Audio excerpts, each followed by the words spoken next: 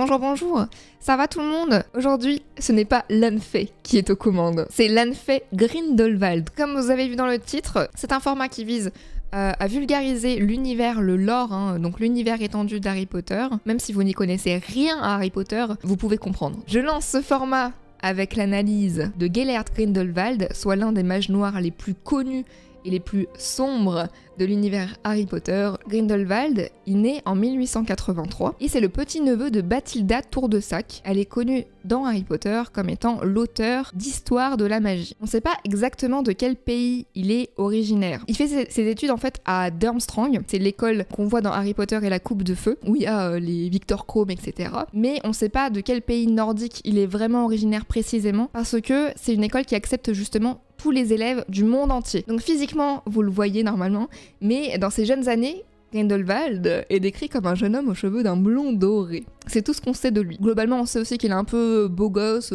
charismatique quoi. Au niveau de son caractère, vous le verrez par la suite, mais Grindelwald, il porte d'ailleurs ses idéaux très haut, au point où il n'hésite vraiment pas à faire usage de la force et de la manipulation pour les appliquer. C'est pour ça que c'est devenu par la suite l'un des mages noirs les plus connus et les plus sombres de l'univers Harry Potter. On sait d'ailleurs qu'il tua de nombreuses personnes à travers l'Europe, comme le grand-père de Victor Krum. Donc Victor Krum, pour ceux qui ne connaissent pas, c'est le célèbre joueur de Quidditch de l'équipe de Durmstrang, justement. Par contre, Grindelwald, il a jamais été vraiment puissant en Grande-Bretagne. Et donc il y a plusieurs théories qui expliquent ça, mais on ne sait pas précisément. Il y a une théorie qui dit qu'il aurait peur d'Albus Dumbledore. Moi, je pense que c'est un peu plus complexe que ça. Vous le verrez par la suite. Et donc très jeune, Grindelwald, il entend parler de la légende des reliques de la mort. Les reliques de la mort, ce sont tout simplement 3 reliques puissantes qui, une fois réunies, permettraient de devenir invincible à celui qui les détient.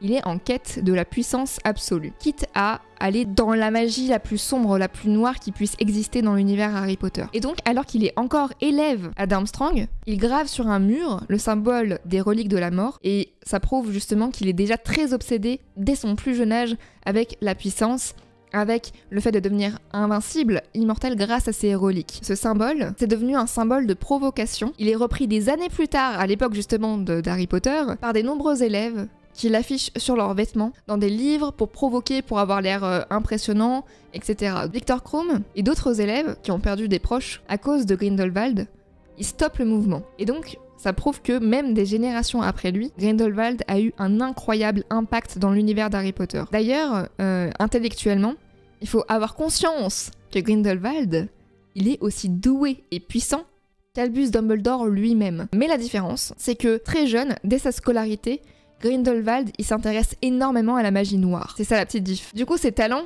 ils vont pas être mis en œuvre pour obtenir des récompenses, tout ça, mais plutôt pour tuer des gens. Et le pire, c'est qu'il s'en cache pas en fait. C'est-à-dire qu'à Durmstrang, il s'en fout. Il se forge une petite réputation à pas piquer des hannetons, torture des élèves dans le plus grand des calmes. Alors évidemment, lorsqu'il est âgé de ses 16 ans, la direction de l'école, elle se dit quand même pas ouf les gars. Donc, après avoir attaqué et presque tué, je le répète, des étudiants de l'école, Grindelwald, il est renvoyé quand même. Il est renvoyé, faut pas abuser. Grindelwald, il s'est jamais caché de son amour pour la magie noire. Mais Durmstrang, vous voyez quand même, dans Harry Potter et la Coupe de Feu, il y a Igor Karkaroff, qui est le directeur de Durmstrang. C'est un ancien mange-mort. La magie noire à Durmstrang, c'est pas comme la magie noire à Poudlard. C'est-à-dire qu'ils sont un peu plus ouverts là-dessus. Et donc, c'est à la suite de ce renvoi de Durmstrang, à 16 ans, qu'il décide de voyager à l'étranger pour quelques mois, où il fera une rencontre qui bouleversera le monde des sorciers. En 1899, Grindelwald rencontre Albus Dumbledore. En fait, à ce moment-là, Albus, il rentre à Godric's Hollow, je vais y arriver. C'est une ville de sorciers, en fait, où notamment les parents d'Harry Potter vivent. Et donc, Albus, il rentre à Godric's Hollow, suite au décès, malheureusement, de sa mère, Kendra Dumbledore. Et Grindelwald, il est en fait à cette époque hébergé par sa grande-tante, justement, qui habite également à Godric's Hollow, et qui s'appelle Bathilda Tour-de-Sac. Et en fait, c'est elle qui va introduire Albus et Gellert. Très vite, les deux sorciers, ils sont très très ambitieux, donc ils sympathisent, on va dire, plutôt facilement. Ils s'échangent de nombreuses lettres pour discuter de leur projet commun. Le projet commun d'Albus Dumbledore et de Gellert Grindelwald consistait tout simplement à supprimer le Code international du secret magique pour établir une domination des sorciers sur les Moldus. Tout cela pour, et d'après Dumbledore lui-même, hein, le plus grand bien des Moldus. Et en plus, c'est dit par l'auteur elle-même, mais c'est une relation qui est très intense, très passionnée, très amoureuse. Dumbledore, je vais beaucoup en parler parce qu'ils sont très liés avec Grindelwald. Le problème, c'est que Dumbledore, lui, il a une petite sœur qui s'appelle Ariana. Il passe plus de temps à discuter avec Grindelwald, son nouvel amant, que à s'occuper de sa petite sœur qui est malade. Ariana, il faut le savoir, Ariana, elle est très très malade. On sait pas exactement la maladie qu'elle a, il me semble. Surtout que la mère, on le rappelle, elle vient de mourir. Ça agace tout ça. Le frère de Albus, qui est à Belfort, il est fané de voir que son frère, qui est censé s'occuper de sa sœur, il passe la moitié de son temps avec son nouveau chéri à rechercher les reliques de la mort. Comme il est un peu agacé à Belfort Dumbledore, il va carrément dire à son frère Albus il va pas pouvoir devenir le grand héros de la révolution pour le plus grand bien, prendre l'ascendant sur les Moldus et faire en sorte que les sorciers soient supérieurs, etc. Et en même temps, s'occuper de sa petite sœur Ariana, qui est malade. Sauf que quand il lui dit ça, Grindelwald, il est à côté, il s'énerve, il lui lance le sortilège de Doloris. Grindelwald, pour lui, Doloris, c'est un peu le Flipendo, quoi. C'est un peu le Expelliarmus de Harry Potter, quoi.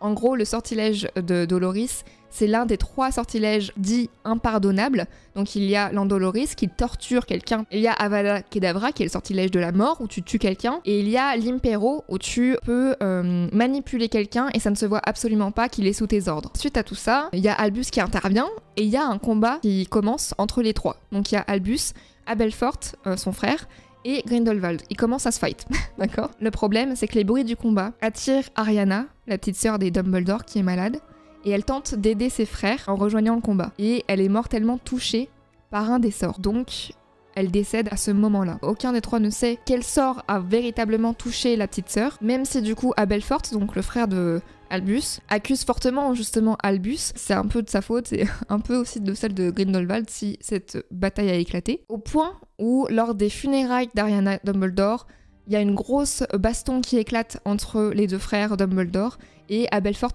explose le nez de Albus, et c'est de là que vient le nez cassé du coup de Albus Dumbledore. Quant à Grindelwald, lui, il part précipitamment. Il n'assiste pas à l'enterrement, car il est déjà connu dans son propre pays quand même pour de nombreux méfaits. Donc il part très très vite. C'est un événement qui est hyper important, il faut le savoir, dans l'univers Harry Potter, puisque ce sera cet événement tragique qui va éloigner définitivement Dumbledore et Grindelwald. Et le truc, c'est que sans cet événement-là, sans la mort d'Ariana, qui sait ce qui aurait pu se passer en fait entre Grindelwald, Dumbledore, qui sont tous les 2 alliés contre le monde, et notamment contre le monde des Moldus. Mais ça, on ne le saura du coup jamais. Grindelwald, il est en quête de la baguette de Suro. Pour ceux qui ne le savent pas, les reliques de la mort consistent en, évidemment, 3 reliques. On a du coup la baguette de Suro, qui est la baguette la plus puissante au monde dans l'univers d'Harry Potter, qui vous rend invincible. Il y a également la pierre de résurrection, qui vous permet en gros de revoir vos proches décédés. Et ensuite, il y a la cape d'invisibilité que globalement vous devez situer puisqu'on la voit carrément dans Harry Potter. Et comme son nom l'indique, elle vous rend invisible. Wow. Mais il y a d'autres capes d'invisibilité qui existent dans l'univers d'Harry Potter. Et cette relique de la mort, cette cape d'invisibilité-là, c'est la seule qui peut vous protéger de la mort elle-même. Donc Grindelwald, lui, après la mort d'Ariana Dumbledore, il poursuit cet objectif. Il poursuit cet intérêt parce que, comme je vous l'ai dit, il est en quête vraiment de la puissance absolue. C'est un mec, il a des idéaux et il ne lâche rien. Il réussit par la suite justement à retrouver la baguette de Suro chez Gregorovitch. Alors Gregorovitch, c'est qui ?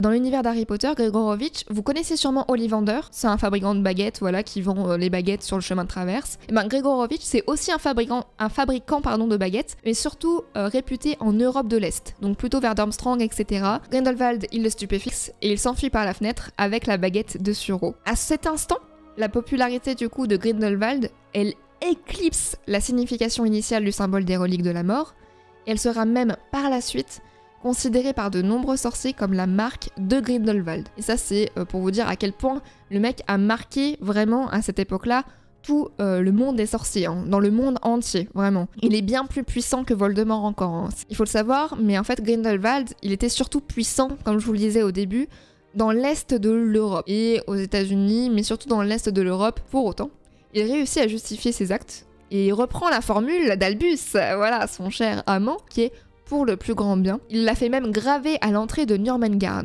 Donc Nurmengard, dans l'univers d'Harry Potter, c'est tout simplement une prison que Grindelwald a créée, qui est pour les sorciers. Et c'est là où, en fait, il va enfermer tous ses ennemis. Elle est située en Autriche. Normalement, si vous avez vu les films Les Animaux Fantastiques, on arrive sur une partie que vous connaissez. En 1926, il disparaît, sans laisser de traces, après de nombreux meurtres. Et pour voir ce qui devient, du coup, entre cet instant-là et la suite que je vais vous dire juste après, il faut regarder Les Animaux Fantastiques. Sinon, en fait, je spoilerai les films pour ceux qui veulent les voir. Après ce qui s'est passé dans Les Animaux Fantastiques, en 1945, évidemment, Grindelwald est extrêmement inspiré dans certains dictateurs de la Seconde Guerre mondiale. Alors que Grindelwald est à son apogée, le monde de la sorcellerie demande vraiment d'une voix unanime, ils sont tous désespérés, et ils demandent tous de l'aide à Albus Dumbledore, qui est alors le seul sorcier qui est en gros connu et qui est aussi puissant que Gellert Grindelwald. Puisque Albus se voit chargé de retrouver son ancien amant et d'arrêter son ascension. Et c'est là qu'un rude combat s'engage entre Albus et Gellert. En tout cas, ça se passe comme ça dans l'univers Harry Potter. Peut-être qu'il y aura des modifications dans Les Animaux Fantastiques 3, parce que si on en croit la bande-annonce du coup des secrets de Dumbledore, apparemment peut-être que ce serait plutôt Norbert Dragono avec toute l'équipe, mais en tout cas normalement dans le lore Harry Potter, c'est un duel vraiment entre Albus et Gellert, donc entre Dumbledore et Grindelwald. Je pense que peut-être qu'avec le pacte qu'ils ont fait plus jeunes, ils ne peuvent pas vraiment s'entretuer. Ils ont fait un pacte qui les interdit de se battre, entre guillemets, quoi, de se tuer, etc. Et en fait, ce combat-là, c'est sûrement le combat le plus épique qu'il soit. Évidemment, c'est Albus Dumbledore qui l'emporte. Et il fait quoi? Il fait de Grindelwald son prisonnier. Petit indice sur là où il l'enferme, c'est la prison de Grindelwald. Voilà. Grindelwald va y rester pendant des décennies entières. Il va être enfermé jusqu'à 1998. Et, à cet instant, Voldemort arrive pour lui demander directement des renseignements sur la baguette de Suro. Du coup, la chute de Grindelwald, il y a une grosse différence entre les films et les livres, puisque dans la véritable histoire, après de longues recherches à l'étranger, Voldemort il retrouve la prison de Grindelwald. Il n'est pas surpris du tout de la visite de Voldemort. Il lui sourit, donc il sourit au Seigneur des Ténèbres à l'époque, qui a pris sa relève entre guillemets, et en fait il le prend de haut. Grindelwald. En fait, à cet instant-là, il demande même à Voldemort de le tuer, et il le provoque en lui disant que la baguette de Suro ne lui appartiendra jamais. Et en plus, le pire, c'est qu'il n'avait pas tout à fait tort là-dessus, pour ceux qui connaissent un petit peu. Voldemort, en fait, il est déjà super furieux à cause des provocations de Grindelwald. Grâce à sa marque des ténèbres, il y a Bellatrix Lestrange qui appelle Voldemort. Et c'est là, dans la façon vraiment canon, la fureur de Voldemort, elle explose d'un coup, et de rage, en fait, il va tuer Grindelwald, qui put d'ailleurs rejoindre son ancien ami, son ancien amant et adversaire, Albus Dumbledore, en mourant 1 an après lui.